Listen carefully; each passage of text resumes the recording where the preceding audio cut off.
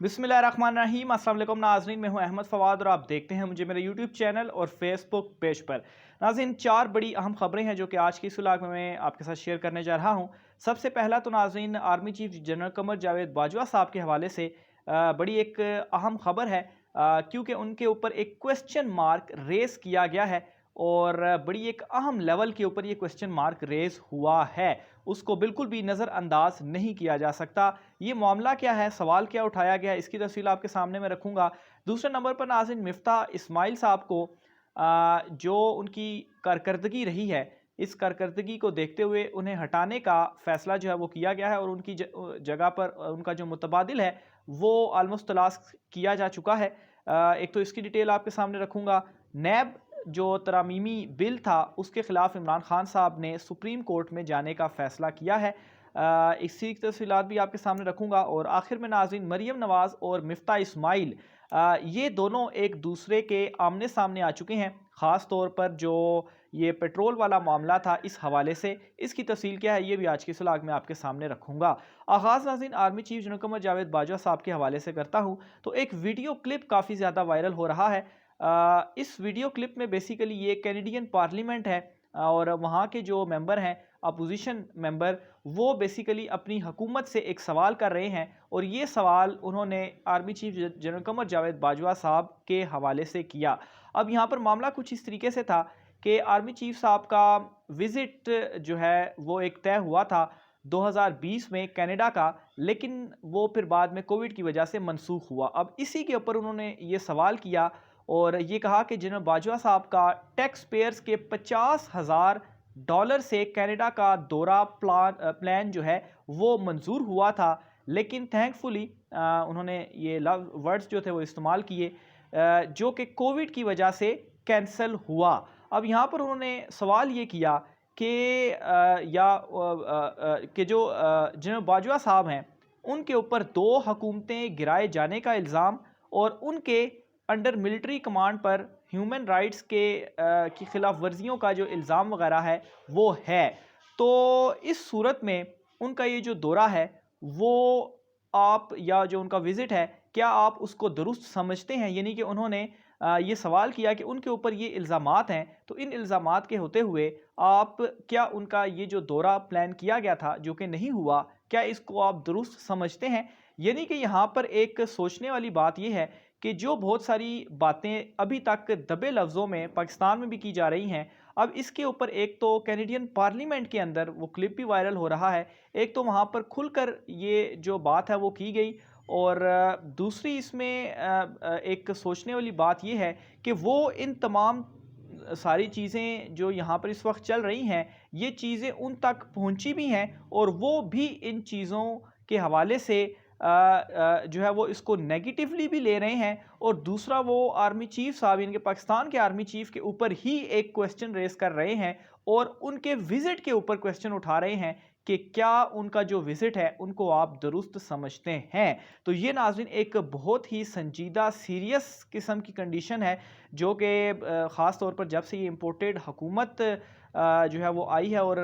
उसके बाद से तमाम तर सूरत हाल बनी हुई है। और इस वक्त ये जो क्वेश्चन वहाँ पर उठाए जा रहे हैं, बेशक ठीक है, आप ये कह सकते हैं कि उनकी पार्लियामेंट है, वो अपने पार्लियामेंट के अंदर जो है वो बहसों आपस में एक दूसरे से करते रहते हैं, उसमें ठीक है उन्होंने ये सवाल भी किया। लेकिन पाकिस्तान के आर्मी चीफ के हवाले से, जनरल कमर जावेद बाजवा साहब के हवाले से इस तरह का उनकी जानिब से रिमार्क्स सामने आना यकीनन ये एक क्वेश्चन मार्क भी है और अनफॉर्चुनेटली अभी तक इसके ऊपर कोई रिस्पॉन्स नहीं किया गया जो हमारी मौजूदा इम्पोर्टेड हुकूमत है शहबाज शरीफ साहब की, कि अगर वो इतना जो है वो क्वेश्चन रेस कर रहे हैं तो ठीक है, उनका एक अपना मामला भी है, लेकिन इस साइड से भी कुछ ना कुछ इस तरह से आना चाहिए कि इसको एटलीस्ट एड्रेस किया जाना चाहिए कि असल में वो इस तरह से जो क्वेश्चंस हैं या अगर वो इल्ज़ामात का जिक्र कर रहे हैं तो वो ये चीज़ क्यों कह रहे हैं। बाकी जो सिचुएशन चल रही है, जो इस वक्त लोगों की राय है वो बिल्कुल ठीक है, वो अपनी जगह पर मौजूद है, लेकिन इस लेवल पर ये सारा मामला जाना, तो मेरे ख्याल से हालात इतने ज़्यादा इस वक्त इस नोयत पर पहुंच चुके हैं कि इन्हें बहुत सीरियसली लेकर सोचने की इस वक्त ज़रूरत है और कोई एक्शन लेने की भी ज़रूरत है कि इस तरीके से जो मामलात है वो नहीं चल सकते। दूसरे नंबर पर नाज़रीन मिफ्ता इस्माइल साहब के हवाले से आपको ख़बर देता चलूँ तो इतलात हैं कुछ के मिफ्ता इस्माइल साहब की जो कारकर्दगी है उससे सख्त मायूस होने के बाद एक माहिर माशी अमूर को पाकिस्तान मदऊ किया जा रहा है। यानी कि उनसे चूँकि सिचुएशन संभल नहीं रही तो इस वजह से ये फ़ैसला किया गया है कि किसी और शख्स को ये जो माशी अमूर हैं ये सौंपे जाएँ और पाकिस्तान जो है वो मदऊ किए जाने का मतलब ये हुआ कि वो पाकिस्तान से नहीं होंगे, वो किसी बैरून मुल्क से ही होंगे और वो रिप्लेस करेंगे मिफ्ता इस्माइल साहब को। और यहाँ तक भी इतलात हैं कि ये जो फ़ैसला है इसकी जो इम्प्लीमेंटेशन है ये जून में ही हो जाएगी। जून में ही उनकी जो आमद है नए माहिर जो माशियात होंगे उनकी जून में ही आमद मुतवक्के है। मरियम नवाज़ की जानिब से और मिफ्ता इस्माइल ये दोनों इस वक्त एक दूसरे के आमने सामने हैं। मरियम नवाज़ की जानिब से एक बयान दिया गया था और ये बयान था कि जो इस वक्त पेट्रोल की कीमतें, पेट्रोलियम मसनूआत की कीमतें बढ़ रही हैं ये इस वजह से बढ़ रही हैं कि इमरान खान साहब ने IMF से मुआहदा किया था और उस मुआहदे के तहत ये जो कीमतें हैं वो बढ़ाई जा रही हैं। ये कहा था मरियम नवाज़ ने अपनी एक प्रेस कॉन्फ्रेंस के दौरान। लेकिन दूसरी साइड पर जो मिफ्ता इस्माइल साहब हैं जो मौजूदा जो फ़िलहाल सारे ख़जाने को चला रहे हैं, सारे माशी अमूर वो चला रहे हैं, वो ये कहते हैं कि ये जो पेट्रोल की कीमतें बढ़ी हैं ये इस वजह से नहीं बढ़ी कि ये IMF के साथ मुआहदा हुआ है, बल्कि उन्होंने ये कहा कि ये इस वजह से बढ़ी हैं क्योंकि इनका जो ताल्लुक़ है वो आलमी लेवल पर जो पेट्रोलियम मसनूआत की कीमतों का बढ़ना है ये उसके साथ है। वहाँ पर चूँकि बढ़ रही हैं तो इस वजह से यहाँ पर भी कीमतें बढ़ाई जा रही हैं। तो ये नाज़रीन इस वक्त इनकी जमात की अपनी हालत है और ये हालत इस वजह से भी है क्योंकि ये समझते हैं कि आम आवाम जो हैं, जो आम लोग हैं, जो पब्लिक है वो बेवकूफ़ हैं और उनको हम कुछ भी बात कह देंगे तो एक मेम बच जाएगा और उसके बाद क्या होगा, लोग भूल भाल जाएंगे। लेकिन मेरे ख़्याल से इस वक्त जो टाइम है वो चेंज हो चुका है और लोग इन चीज़ों को भूल नहीं रहे। जिस तरीके से इमरान खान साहब की कॉल के ऊपर लोग बाहर निकल रहे हैं तो